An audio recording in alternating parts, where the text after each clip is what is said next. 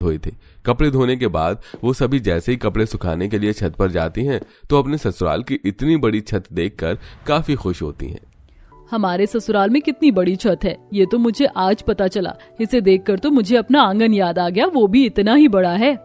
आंगन से याद आया, हमारे आंगन में तो हम लोग कितनी सब्जियों की खेती किया करते थे। हमारे आंगन और छत बिल्कुल एक जैसा ही है, तो क्यों ना हम अपनी छत पर सब्जियों की खेती करें। अब शहर के मकान में आंगन तो होता नहीं है, तो क्यों ना छत पर ही अब सब्जियां उगाई जाएं। अरे अनीता, तुमने तो काफी अच्छा आइडिया दिया है। एक काम करते हैं, इस तरफ हम टमाटर प्याज की खेती करेंगे और इस तरफ हरी सब्जियों की। और मैं तो कह रही हूँ प्लास्टिक की बोतल ले आएंगे, उसमें हम धनिया, पुदीना और मिर्च। इससे हमें आधे से ज्यादा सब्जियां घर में ही मिल जाएंगी, वो भी ताजी ताजी। पैसे भी बचेंगे और साथ ही साथ ताजी सब्जियां खाने को भी मिलेंगी।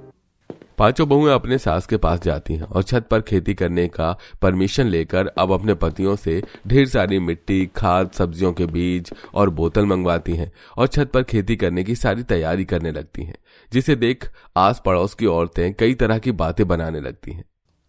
यही सही है इन लोगों का। पहले तो सुषमा जी गांव की लड़कियां उठा कर ले आई और अब तो ये हमारे मोहल्ले की छत को ही खेत बनाने में लगी हुई हैं। अरे कान खोल कर सुन लो, ये तुम्हारी छत पर खेती जरा दिनों तक नहीं चलेगी। फालतू में इतनी मेहनत कर रही हो तुम लोग। उन औरतों की बातों को नजरअंदाज करते हुए पांचों बहुएं अपने छत पर खेती करने के काम को जारी रखती हैं और कुछ हफ्तों में उनकी मेहनत अब रंग लाने लगती है। सभी बीजों में से छोटे छोटे पौधे निकलने लग गए थे। ये देखो, सभी बीजों में से छोटे छोटे पौधे निकलने लग गए हैं। और जरा इस तरफ तो देखो, इसमें तो हल्की हल्की मिर्च भी निकल रही है। ये देखो कितनी छोटे छोटे टमाटर हैं, कितने प्यारे लग रहे हैं ना। मन कर रहा है इन्हें अभी ही तोड़ लूं। अभी नहीं, ये सभी अभी काफी कच्चे हैं। अभी तो हमें 1-2 महीने और इंतजार करना पड़ेगा, फिर देखना कैसे हमारी मेहनत रंग लाती है। जहां कुछ औरतें उन पांचों बहू की छत पर की गई खेती को देखकर मजाक उड़ाती, तो वहीं पांचों बहुएं अपनी छत पर हो रही खेती देखकर काफी खुश होती। ऐसे ही 2 से 3 महीने गुजर जाते हैं और पांचों बहुओं की छत पर टमाटर, प्याज, हरी मिर्च, सब्जियां जैसी पूरी खेती तैयार हो जाती है।